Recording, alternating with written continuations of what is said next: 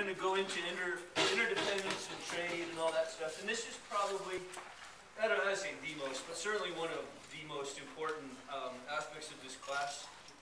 Quiz number 1, which is, I had slotted for this week. We'll get as far as we get. It probably, we'll get through today, and we'll get through Thursday, and then plan on having the quiz on Tuesday of next week. But we'll see. I mean, if it needs another day, so be it. You know, whatever. So anyway, we'll see how it goes. So trade, economics and trade, David Ricardo. And for those of you who've seen this before, it's just good, and I just think it's worth keeping. And away we go. That seems really loud.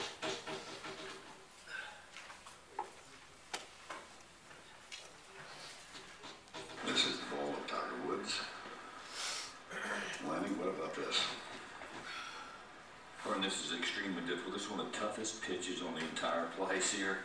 He's got to put this well that you can see him looking up the slope. He's almost got to put it up to where you saw Trevor Immelman's ball come from to get it close. Well, I'm reminded of Davis Love here 4 or 5 years ago when he pitched in. Yeah, he's a little bit further up, I think, than Davis was. Yes, he is. Got the same basic kind of shot. He's going to have to get it close. He's going to have to put it up into the slope, though, somewhat. And, of course, it's made a lot tougher by having that second cut right behind the ball. It almost forces him, I think, to put it back and have to hit a low shot. He cannot put it up in the air with the second cut that close behind the ball. You can see him putting it back in his stance right here and picking the club up like he's going to hit right down on it. And he's picked out a landing spot that is a good 25 feet above the hole. There's a good chance he doesn't get this inside the mark of the ball.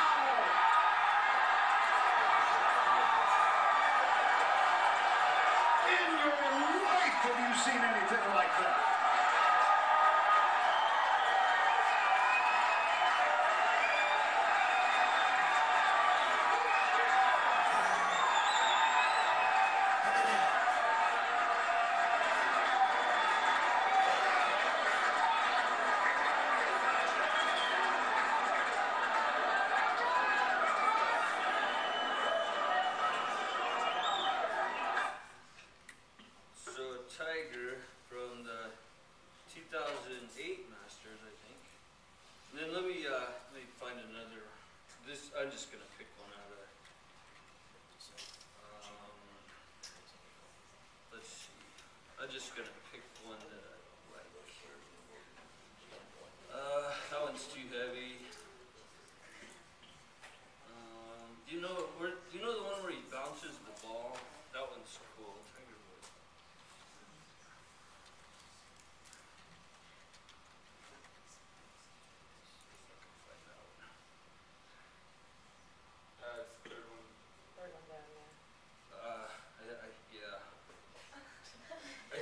Well, this one's been pirated so many times.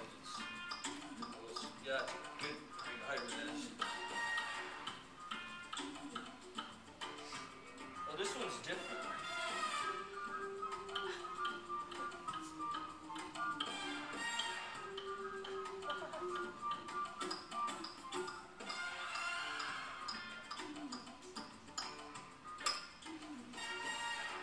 The Nike Tour Accuracy. Great with wedges and drivers. That one's different than the other one, which is this one. They're the same, but different. That didn't make sense. Well, it's the same principle, but this one's just one club.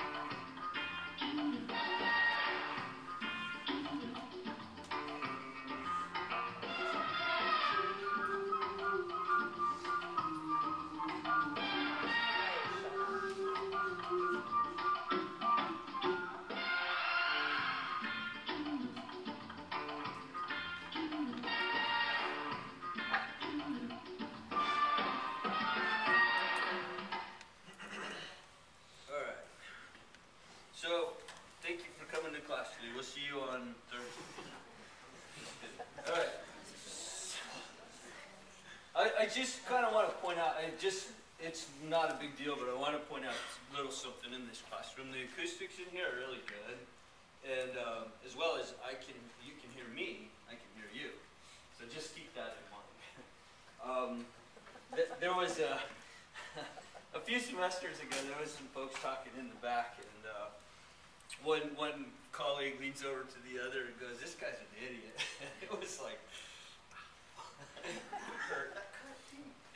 But anyway, I can hear you guys talking as well as you can hear me. So anyway, that being said, so how much do you think Tiger Woods got paid to do either of those commercials? The Nike with the ball. How much do you think he got paid to do that? $4 million. $1 million? $4 million. $4 million. What do you think? Does that seem reasonable? Take an hour to film it maybe and then save $4 million bucks? Does that seem reasonable to you guys? Reasonable? No. But Well, does it seem accurate? No. accurate to you guys? Does that seem accurate? Okay, we'll go with $4 million. That seems good enough. All right.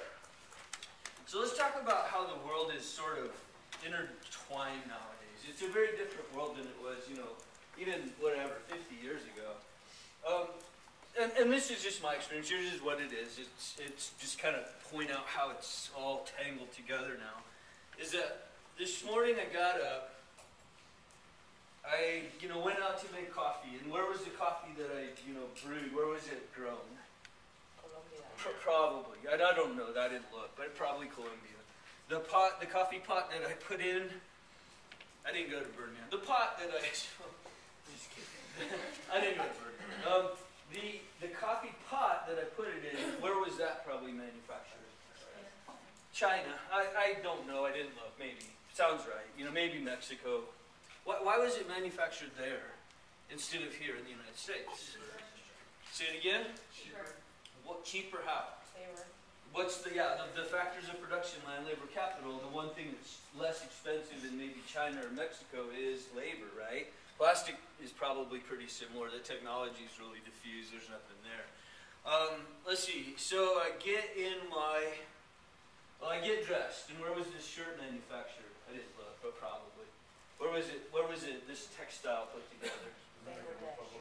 Dominican Republic. Again, labor costs probably. Now here's an interesting part is that we have a comparative advantage in growing cotton probably.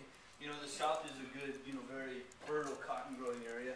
So is it even possible that the cotton that was grown to make this shirt was exported to, what'd you say?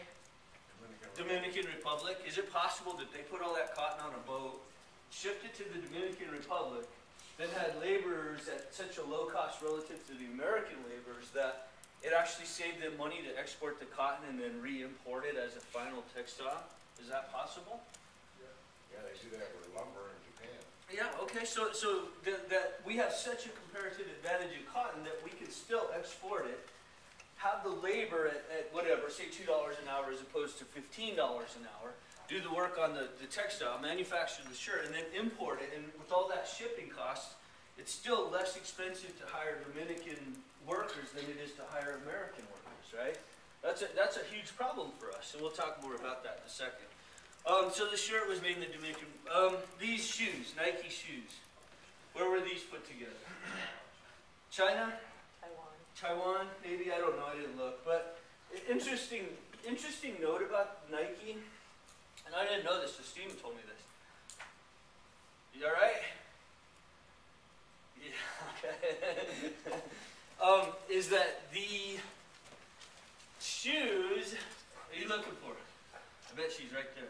Is that you? No? Okay. No, she's looking like, I'm over here. No, she's like, please don't. The shoes, the shoes.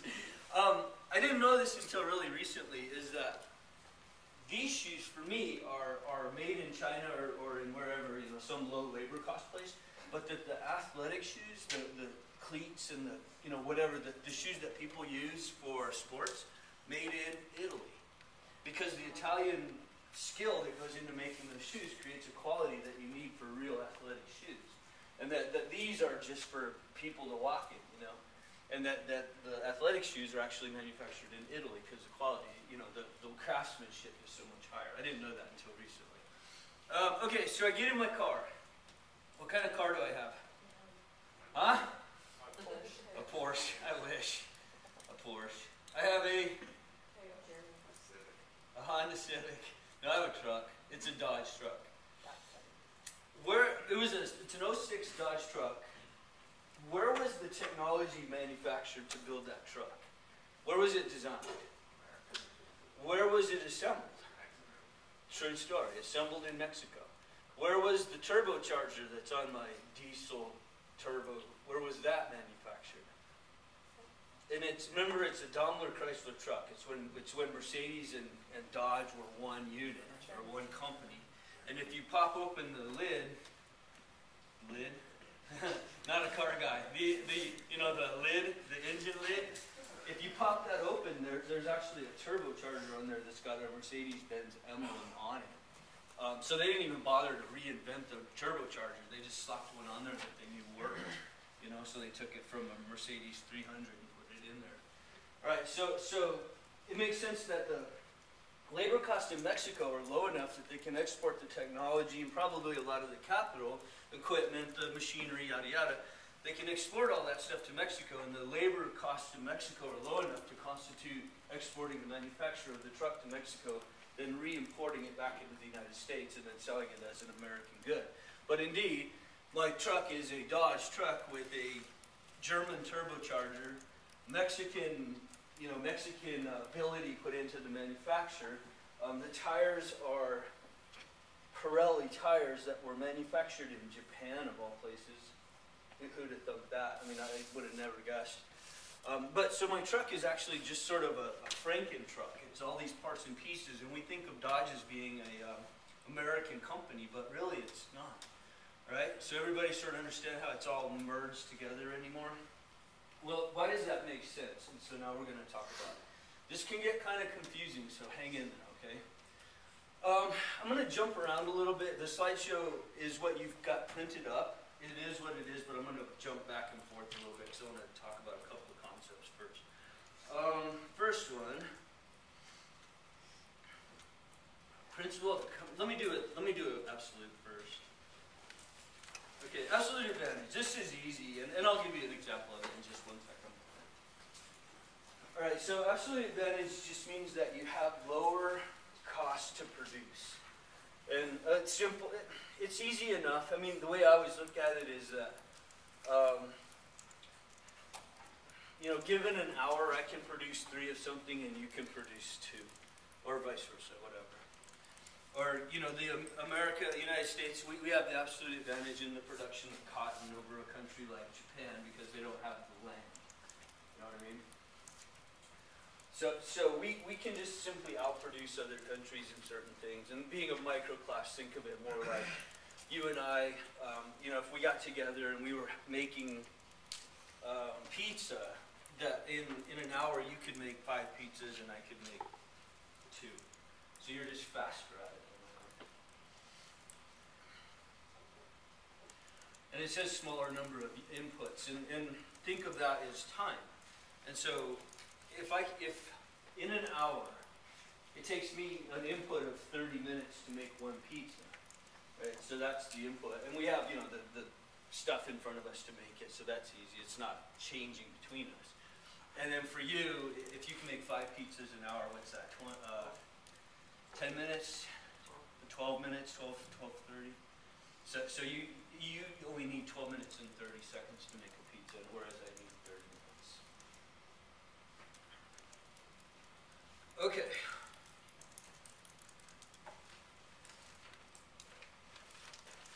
Make sense? So far so good?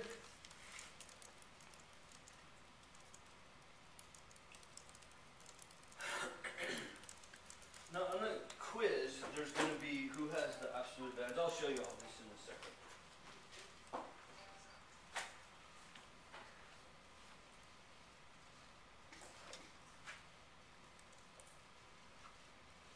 Good? Alright, now the comparative advantage is, the lower opportunity cost, which is, let me find the right one. Sorry. I've been, comparative advantage is this one. So he or she who can produce with a lower opportunity cost, I'll explain all that, has a comparative advantage. So a country or a person or whatever doesn't necessarily have to be faster at everything to be better at some things. Right? So there's a country like, and it's kind of a faraway example, but you'll kind of see what I mean, is that we could outproduce Cuba in tobacco manufacturing. We could do that easily. Because we have the land and probably the labor and the capital. We could easily outproduce them. Because they're obviously very small, little island, But we don't, because they're better at it than us. They give up something different than we do. In other words, for the Cubans to grow good tobacco, they give up whatever their next best crop would be. And I'm making an assumption, but let's just say I don't have any idea. Let's say it's like bananas, I don't know. So they'll give up bananas to grow tobacco. In the United States, we can't grow bananas here, or at least not very much. Maybe in Florida, little patches there and there, but not much. And so for us to grow tobacco, what do we have to give up? Well, we have to give up very fertile cotton crops, right? Because I don't know exactly, but that the ecology of a cotton crop and the ecology of a tobacco crop seems similar to me. I don't know that for a fact, but you know what I'm saying. So if we grow tobacco, we give up good cotton. If the Cubans grow tobacco, then they give up bananas, which they're probably not very good at anyway. I don't know that, but just kind of give you something to hook into. And then we'll talk about that. All right, so whoever's the lower opportunity cost has the comparative advantage, and that's what gives rise to trade. And we're going to go through that now. You guys ready? All right, here we go. Go back up to the top here. So we have this, I've already talked about this, how societies produce what they're good at. And so, the Germans produce good turbochargers on diesel cars, which they've been doing for a long, long time. And then Dodge just knocks the technology off because there's no reason for them to recreate it because the Germans are better at it. Interdependence is the norm because countries are better at certain things. What determines the pattern of trade is your opportunity cost, and we're going to talk about that real detailed in just 1 second, and then here we go. Yes, sir, Rick. Yeah, so, absolute advantage, I just want to get that straight. You have to, I don't know if there's a question. Well, We have a comparative advantage, even though we have a comparative advantage of, we give up more to grow tobacco over cotton. okay, that's the comparative advantage. That's comparative advantage. Right. Wouldn't we have an absolute advantage in that also if we wanted it? Yeah. No. So you can have absolute advantage in both. If we wanted to grow tobacco and cotton, could we outproduce Cuba? Yeah, easy. So we could outproduce them in both goods. But they have a different opportunity cost than we have. And so for what we give up to grow tobacco is different than what they give up to grow tobacco. And that's what gives rise to the trade. Hey, let me go on a little bit and see if this helps clarify it a little bit. All right, so now we're going to simplify it way, way down. And I'm sorry for those of you who've been through this class before. I've done this so many times, it's just easier. So we're going to have this little economy. We're going to have a rancher and a farmer. Okay, and they produce two commodities, which are potatoes and meat. All right. So here's the situation.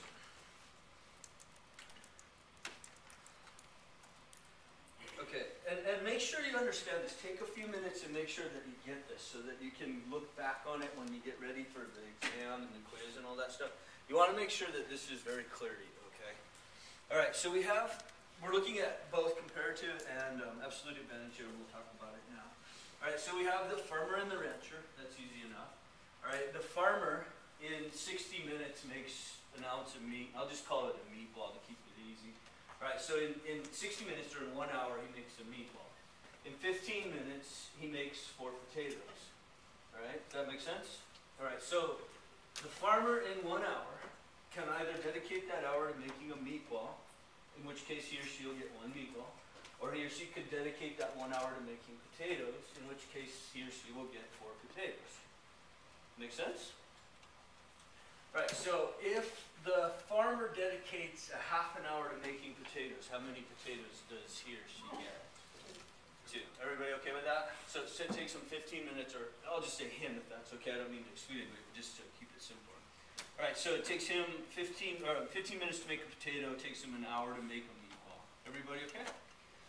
All right, now we have on the other side of the valley over there, there's this other person who they've never met, and they produce independently of each other. And there's this rancher. And this rancher, if he or she allocates 20 minutes to making meatballs, they'll make 1 meatball every 20 minutes. In other words, how many meatballs can the rancher make in 1 hour? 3. Does that make sense? So if the rancher dedicates an hour to making meatballs, he'll make, or she'll make 3 meatballs. It takes him or her 10 minutes to make a potato. How many potatoes can he or she make an hour? 6. Everybody okay with that? Everybody reading that, seeing where that's coming from? If there's any questions, now's the time. That is fine, and we just need to make sure you're clear. Okay, so given this information, who has the absolute advantage in making meatballs? Given 1 hour, the farmer can make 1, the rancher can make 3. Who's better at making meatballs? In an absolute sense. Yeah, the rancher can outproduce the farmer in a ratio of 3 to 1. All right, so what about potatoes? Who's faster at producing potatoes? Rancher again, right? In an hour, the rancher can make 6, whereas the farmer can only make 4. Make sense? Everybody cool with that? Any questions? Okay, so the absolute advantage is easy. Comparative advantage just gets a little more tricky. All right, so here's our farmer and our rancher. All right, and then, so in an hour, the ratio, this is in 1 hour, the ratio here is going to be 1 meatball to how many potatoes? If I took that hour and exchanged it for potatoes, how many potatoes would I get? 4, right? 4 potatoes. All right, so the ratio is 1 to 4 here. Everybody okay with that? All right, the rancher, the ratio here in 1 hour is going to be how many meatballs? 3 meatballs. Okay, and then how many potatoes? 6 potatoes. All right, so now that's your absolute advantage. That's easy. Okay, so this guy's 3 to 1, this guy's 6 to 4. Easy. Now we're looking for the comparative advantage, and it has to do with the opportunity cost. The comparative to, okay, the ratio of production here is easy. It's like glaring at us. So the ratio here is going to be 1 to 4. So I can produce either 1 meatball or 4 potatoes in whatever period of time, in this case an hour. Okay? What's the ratio of production here? 1 to 2. Right? Now granted, it's only 20 minutes we're talking about, but the ratio of production is different. True? Okay, so the absolute advantage is here. So let me make a little note there. Absolute. Okay, so that's just outproduce in an hour, outproduce in an hour. Right? The comparative advantage is what you give up to get. Right? That's what gives rise to trade. If this guy, if the farmer wants to make, if the farmer wants to make 1 meatball, how many potatoes does he or she give up? 4. Everybody understand that? Granted, it's an hour. Now you can let the hour go. We're done with that. We're past the absolute advantage. Now we're talking about comparative. If the farmer wants to make a meatball, it takes him an hour, but the farmer has to give up 4 potatoes because in that hour, he or she could be making 4 potatoes, right? So if I want to make a meatball, I forego 4 potatoes. Everybody okay with that? All right. Now, if the rancher wants to make a meatball, how many potatoes does he or she give up? Right? So who gives up more potatoes to make a meatball? Okay, the farmer gives up 4, right? The rancher only gives up 2. So the comparative advantage let me draw a little arrow here, comparative advantage in making meatballs goes to the rancher. Somebody tell me why. Now, let's just, what we just said, let's say it again. Why does the comparative advantage in meatballs go to the rancher? Somebody repeat it for me. The opportunity cost is smaller, exactly right. Now, what does the rancher give up to make a meatball? What does the farmer give up to make a meatball? Okay, so this guy's cost is lower, yeah? He only gives up 2 to make a meatball, whereas this guy gives up 4. Okay? Everybody okay with that? Now, on the quiz, and I would write this down, but I want you to understand it, but this is a way for you, because what happens is I think you start going on the quiz, and it's there, it's like I got it, I sit down, and all of a sudden it's like I just go blank, you know, I can't remember. Because it does that to you, it really does. When you determine who has the comparative advantage in one thing, just a note to yourself, you can infer that the comparative advantage of the other thing goes to the other person. All right. I mean, I want you to understand it, but if you get into kind of that track where you're starting to try to figure it out, I can't get it, just know if it's clear this guy's got the comparative advantage in meatballs, then this guy has to have it in potatoes. Right? So that'll guide you a little bit if you get a little bit lost. We're going to talk about it. Yeah. So the absolute advantage goes to the rancher because they can make more meatballs and more potatoes and... Exactly. So the absolute advantage for meatballs is here. Absolute advantage for potatoes is here, right? The comparative advantage in meatballs is here. So what does that tell us where the comparative advantage in potatoes is? Here. Because we've determined that the comparative advantage in meatballs is here, then as a note to yourself, we'll talk about it, it's not going to be just some mystery, but if you determine where the comparative advantage in one of the 2 commodities is, then you can make the leap that the comparative advantage in the other commodity is here. Right? And we'll talk about why in a second here. Does that help? Okay, so comparative advantage meatball here because this person gives up 2 potatoes, this person gives up 4. Now, this is probably the most tricky part of the whole thing. Comparative advantage in potatoes goes to the farmer. We know this just because we just said that, but why? If this person makes a potato, how much of a meatball does he give up? Now think this through. How long does it take that person to make a potato? 15 minutes. In 15 minutes, how much of a meatball could he have made? Quarter. Okay, so it's actually right there. So it takes, to make 1 potato, he or she gives up a quarter of a meatball, yeah? Make sense? I'll do it again. Alright, so how long does it take this person to make a potato? 15 minutes, right? How much of a meatball could he or she make in 15 minutes? And it's actually right there. A quarter. He can make a quarter of a meatball in 15, or she can make a quarter of a meatball in 15 minutes, yeah? Everybody okay with that? How much time does it take this person to make a potato? How much of a meatball does he or she give up to make 1 potato? 1/2, right? Because it takes him or her 20 minutes to make a meatball. If I dedicate 10 minutes to making a meatball, to making a potato, I just gave up half a meatball. Okay, so this person gives up a quarter of a meatball to get a potato. This person gives up a half of a meatball. So who's better at making potatoes? Because he or she only gives up a quarter of a potato. This person gives up half a potato to make 1 meatball. Sorry. A quarter of a meatball to make 1 potato, a quarter of a half of a meatball to make 1 potato. Yeah? Make sense? So, comparative advantage in potatoes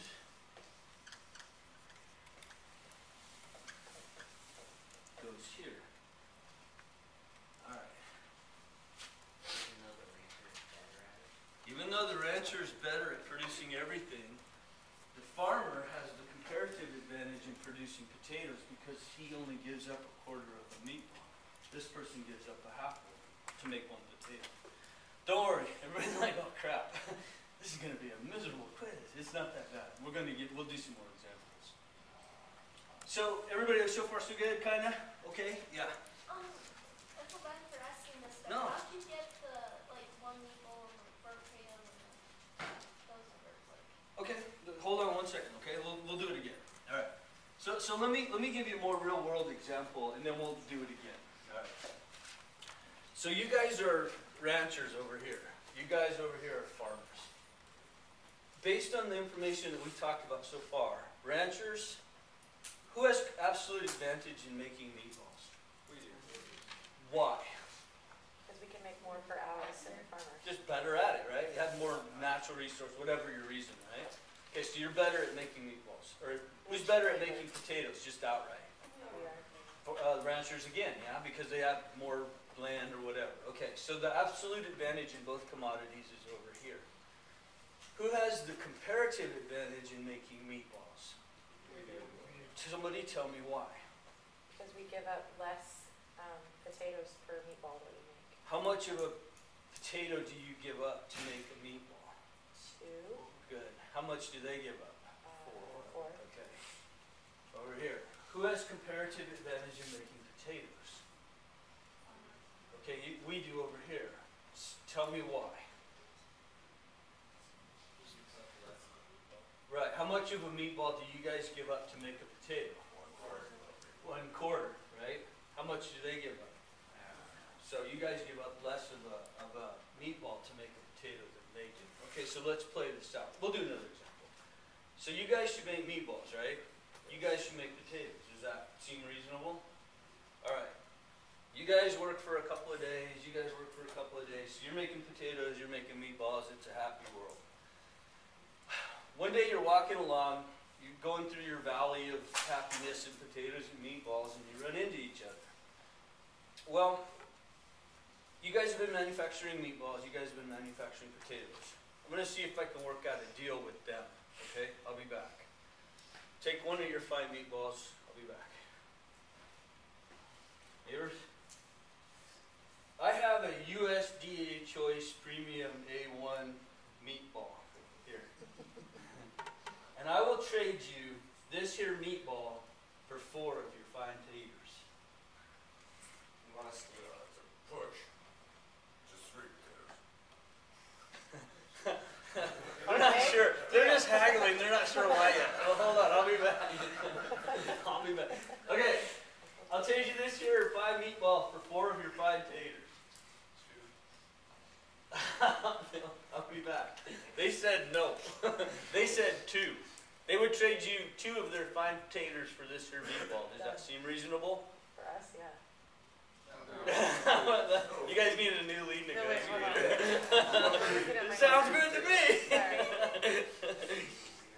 What do you think? 2 of their taters for your meatball. No. Tell me why. Because we can make 2 We can make that potatoes in the time it takes us to make. Yeah, that's what you guys can do internally, right? Why would you bother? If we wanted to exchange 2 meatballs for, a big part, 1 meatball for 2 potatoes, why would we bother trading? Right? I'll be back. They said 3. They said that they would trade this here meatball for 3 of your fine taters. Is that okay with you guys? Tell me over here why that's okay with you. We make a profit. How? So do We they. make a 1 potato. Somebody up front said that, let me just do it, repeat what you just said, and then let's talk about the time. She said, we'll make a 1 potato profit. So what, in terms of time, how much time are you gaining by making that trade? Right, you're getting 15 minutes. You're working for 45 minutes and getting a meatball. You couldn't do that internally, could you? Could you? It would take you how long to make a meatball? An hour, right? So now you're only working for 45 minutes and you're getting a meatball. That's a pretty good deal for you, yeah? All right, so 3 to 1 over here. What do you guys think? It's fine. Is that okay? So somebody tell me why that's okay. Because we can make 2 in that time. Well, So we're gaining an extra. yeah, gaining a meatball. Okay, so let's talk about the time. How much time would you have to dedicate to make 2 potatoes? 20 minutes. Right, and you're getting extra 10. Yeah, okay, makes sense? So you're getting basically a free potato out of the deal, Both of us. right? You guys are getting 15 minutes of free time. You guys are getting 10 minutes of free time, essentially, right? So who's winning in this trade? Both of you, right? Now, let me say this. I'll say this again and again. When you're doing the quiz, we're looking at the quiz. This is it right here. when you're doing the quiz and you start thinking about the person, if they don't have a meatball, then they won't have protein in their diet. If they don't have protein in their diet, then they can't possibly farm. They'll collapse, and that'll be that. When you start thinking like that, stop. Or cows have leather, and they got cold in the winter. You're not going to cover yourself with potatoes. You need a hide. Stop. Reset. Start over. All right, don't worry about that stuff, okay? Because I have students that start thinking like that. Well, obviously, if you have a meatball, you have a cow, and if you have a cow, you can pull a plow, and if you can pull a plow, then you can, make milk and blah, blah, blah, blah. And it's like, stop. It's potatoes and meatballs. That's it, okay? So just a warning there. Okay, let's do it again. So a different example. Because sometimes just a different approach, same thing, helps. And this, again, you're looking at the quiz. You're definitely looking at it. Okay, so, did we do the Crusoe-Robinson thing in here before? Does that sound familiar? Pineapples and, we'll do that one. That one works okay. All right, so we have, let's do a different example. This is, again, the quiz. You're looking at it. So we have two people on an island, Crusoe and Friday. Okay. And then in 1 hour, this person can produce 1 coconut. And then this is really key right here. It's or. And this is 1 hour. All right. So that person can produce 1 coconut or 10 fish.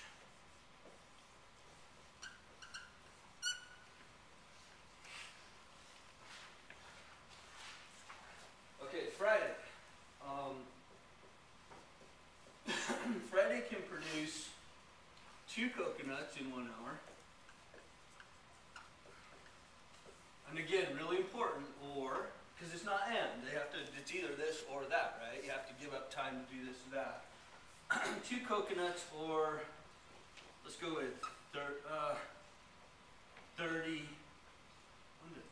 sorry. I'm going to do it this way. It's going to be easier. It makes more sense. Sorry about that. I'm really sorry. Let me just do it this way. It's much simpler. I'm really sorry. Let's do this. Fish, sorry. And then coconuts. It makes more sense. Sorry about that. Sorry about that. Everybody's like, shit. Sorry. I could do it either way. It's like, why would you bother doing that if you know what I mean? I'm sorry. It just makes more sense to do it this way. So I'll let you fix it. My bad. I could do it either way, but it's not. It just is like, why would you bother? I don't get it. Okay, sorry. So we have 1 fish, 2 fish, 10 coconuts, 30 coconuts per hour. Sorry, just to rearrange these. That is easier. Okay, everybody corrected my mistake yet? Everybody get it? Okay, so based on this information, the first thing when you do the quiz, I would do whatever works for you, but what I would do is get the ratio of production out first. Just glean that out because you're going to need it. All right, so this guy's easy. I mean, what's his ratio of production? 1 to 10. Okay, so 1 to 10. So that's going to be 1 to 10. That's simple because it's right in front of us. You can't. There's no lower common denominators or numerator. All right, so what's this person's ratio of production? 1 to 15. All right, and we'll get back to that. But I would, if it were me, I would do that right off the bat when you take the quiz because it gives you the information you need to finish it. We'll talk about it in a second. Okay, so now here, absolute advantage. First question on the quiz. Absolute. All right, who has absolute advantage in producing fish? Right. All right, and somebody tell me why. Real simple, but why? He makes more per hour.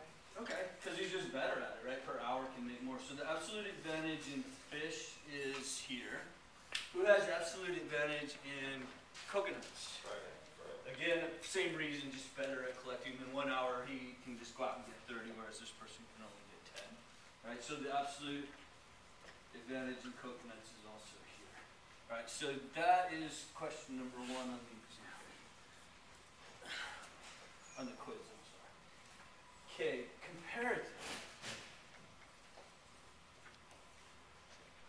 Who has comparative advantage in making coconuts? Tell me why. Comparative advantage in making coconuts. Okay, let me back up then. What about, who has comparative advantage in making fish?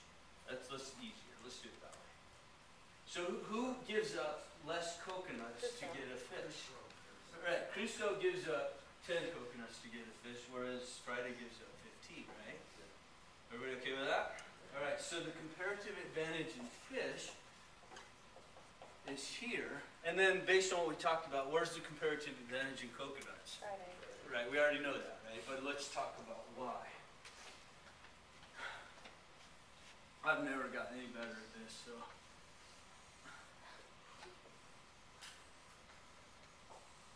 Okay.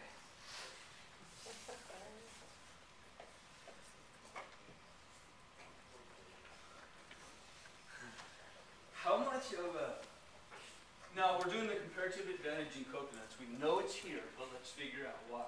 How much of a fish does this guy give up to make 1 coconut? It's right there. 1/10. So we take our fish and we divide by 10. 1, 2, 3, 4, 5, 6, 7, 8, 9, 10. All right, so he gives up 1/10 of a fish. How much does Friday give up to make 1 coconut?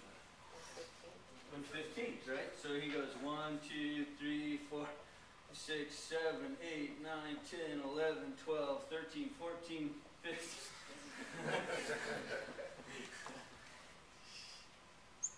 15. Kind of a sharp, yeah. Gotta make it work, make it work. All right, so who's giving up more of a fish to get a coconut? Well, this person gives up this much of a fish, which is however much that is, right? This person only gives up this much of a fish, right? So who has the comparative advantage in making coconuts? Well, Friday does, because he gives up 1/10 of a fish, whereas this guy gives up only a 15th, which is less, yeah? Okay, so the comparative advantage in coconuts goes here, okay? All right, so based on, yeah, go ahead. Can it be said that if you have the absolute advantage in one, you have the absolute advantage in the other? Not necessarily, because that's a good question, is that like, if you have absolute advantage in one thing, and then, let's just say China has absolute advantage in something else, then do what you're good at, and then just trade. That's simple. But the point here was that countries like the United States, even though we can outproduce most other countries, it still benefits us to trade with Mexico. Saves us money. Yeah, because they're better at it than us. They're better at certain things than we are, and that's the point here. This is the Eckhardt economics of it all. Okay, so that being said, let's just say that they produce with no trade, right, in an 8-hour day. So no trade, 8 hours. No trade in an 8-hour day. Let's say this guy gets 6 fish. How long did it take him to get 6 fish? 6 hours. So how much time is left in his 8-hour day? How many coconuts does he get? Okay. Let's say this guy, I don't know, just for whatever reason, doesn't want as many. So let's say he goes for 2 fish. How long did it take him to get that? 1 hour. How much time does he have left in the day? 6 hours. How many coconuts is he going to get in that remaining 7 hours?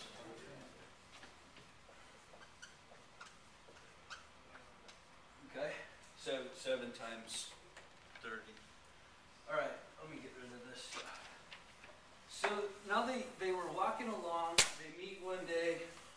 talk about their their opportunity costs. They have this conversation.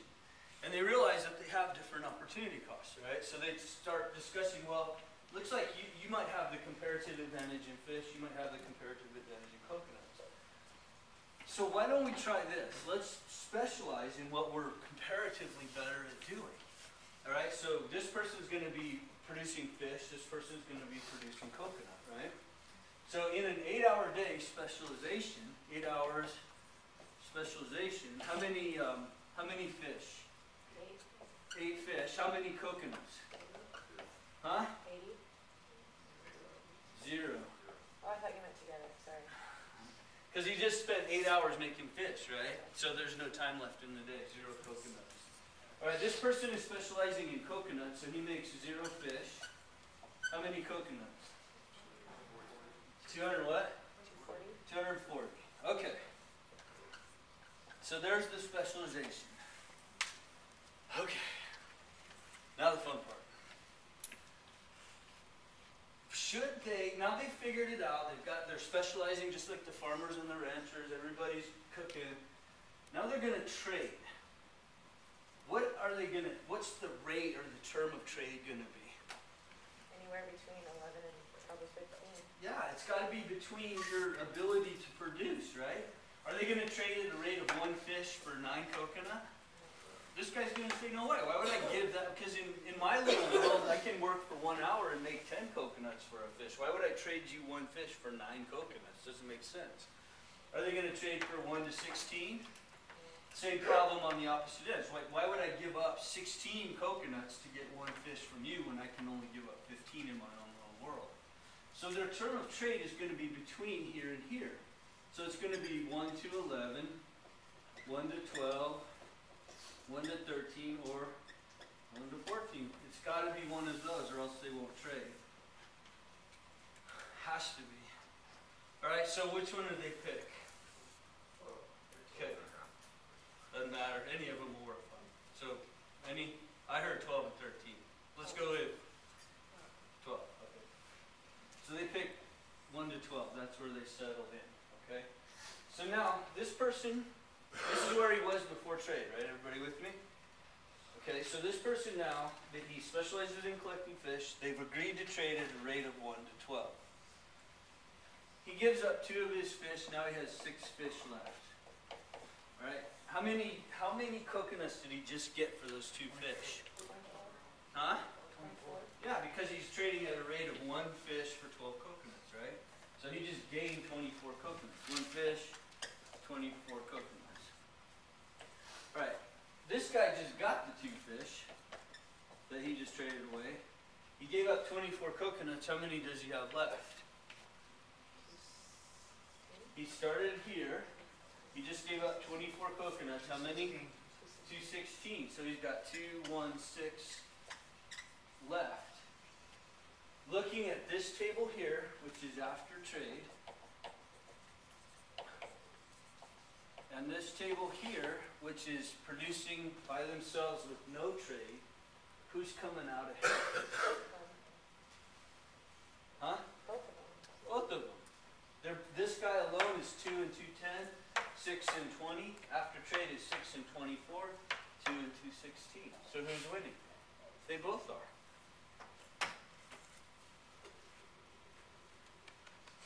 I made that up. Such a liar. I didn't. The guy named Ricardo did about 150 years ago. All right. So who's benefiting more? Sorry. Who's benefiting more? Yeah, okay, trick question. When you get to that, on the exam, you start saying, wait a minute, with a fishbone, you could comb your hair, pick your teeth. And there's protein, so he can fight better and steal the other guy's coconut. Stop. Stop. Right? Don't do that to yourself, okay? Because it's really all about just quantity. And so, the quiz is this. This is it. All right, so you'll be given 2 people their ability to produce. The first thing I would do is figure out their their ability to produce internally, so you know what they're giving up. And then the questions are, who has absolute advantage and why? Because this person cannot produce. who has comparative advantage and why, lower opportunity cost, lower opportunity cost. And make sure you explain what that is, don't just say that. And then if you get a little bit backwards here, where I think, students do, I think you get going all of a sudden, it's like, oh, I know this one, but I can't seem to figure this one out. Know that it's the other person, and then just break it down. If I want one of these, what do I give up to get one? And start thinking about it in terms of ratios, 1/10 of something, yeah? Does that make sense? All right, so you figure out who has the comparative advantage. You don't have to do this on the quiz. I just make this to kind of show you. There's another example I'll show you in a minute, or, well, if we have time, we'll get it today. But you don't have to go an 8-hour day. It's just to kind of broaden it out. They specialize based on this. They trade based on this. And on the exam, or quiz rather, it's going to be, the ratios are, I'm making this up, but it's going to be like one person will be 1 to 8, and the other person will be 1 to 10. So the obvious term of trade here is yeah, it's got to be in between, or else it won't make sense. And it's not going to be so broad. It's not going to be like this. Okay. How's that sound? Doable? All right. You want to go through this example one more time? That was rich. Two people sitting right next to each other. One's doing this, one's doing this. That was great. Yeah. What do you guys want to do? You want to take the quiz? You want to do it on Thursday? Sure. You know, I'm tempted to say, because there's a study guide available, and it's not going to ever be more fresh in your mind. And it's also scheduled for this week, so we'll actually, for a change, be on schedule. I won't even know what to do with myself.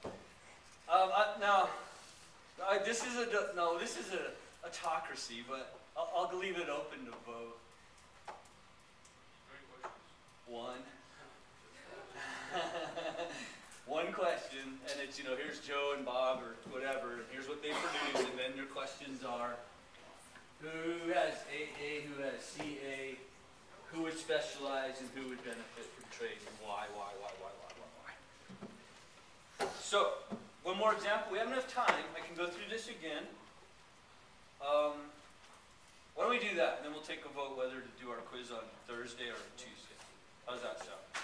One more time? All right.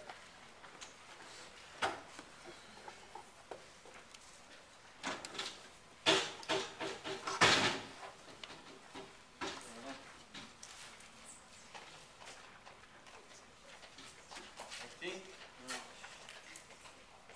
there used to be some towels over there. This kind of stinks, but oh well. Just have to do it. New example or the same one?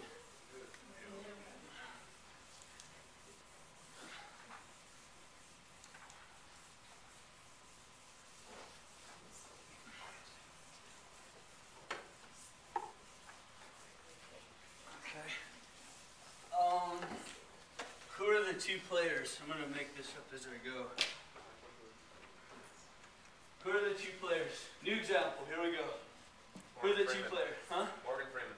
Morgan Freeman? Yeah, What does he produce? movies. He's in movies, it's all right. That's all. That's true. And he's got the 50 most movies, awesome everybody voice else ever. is one. And every time he talks, you just want to feel for the penguins. Okay. And then, Clint Eastwood. Yeah. this is going to be awful. No RNC references here. This, Morgan can make Movies and scripts. movies and scripts. Well, okay, that works. Movies and scripts. In 1 hour? Yeah. Okay. There we go. In 1 hour. It's Morgan Freeman. Yeah, after all. He can do anything. Yeah. Okay, so we're making movies and scripts. Okay. In 1 hour, Morgan Freeman can make one movie or 4 There it is. scripts. All right. In 1 hour, Clint Eastwood can make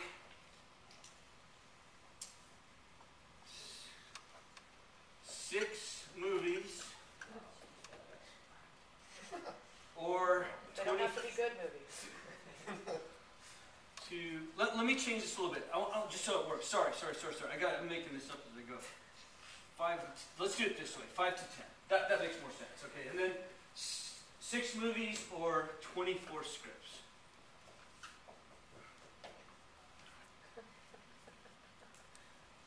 Yeah, that'll work. Okay. I think, talk about going on the fly. Earning my money today. Yeah, I'm not sure this is going to work.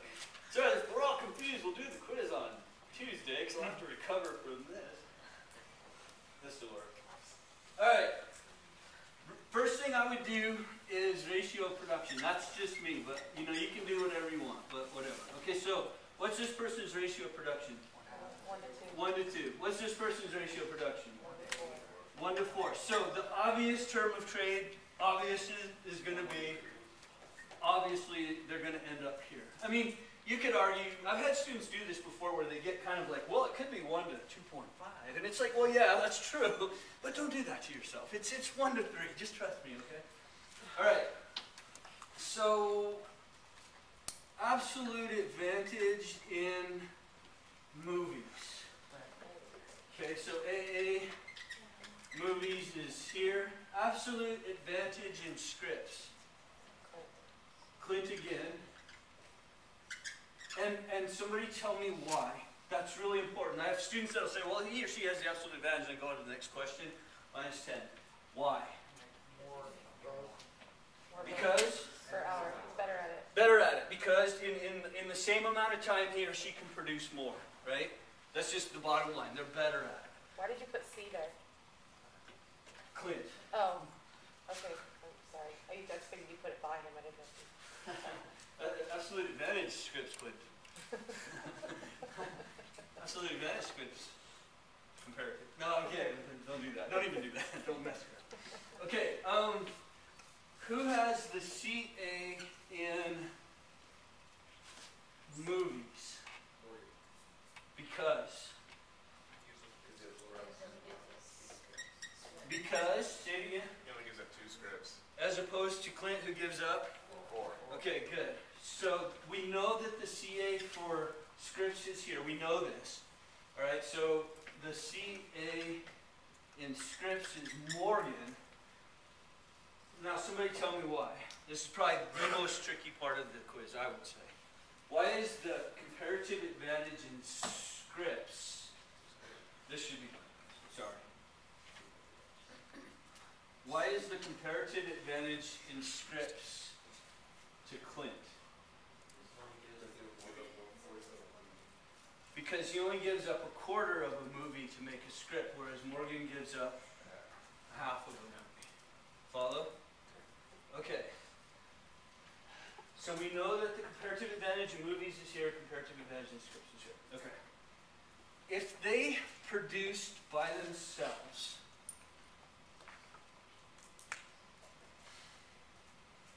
this is going to be a little bit tricky on this, and we'll have to go 2 points. Nah,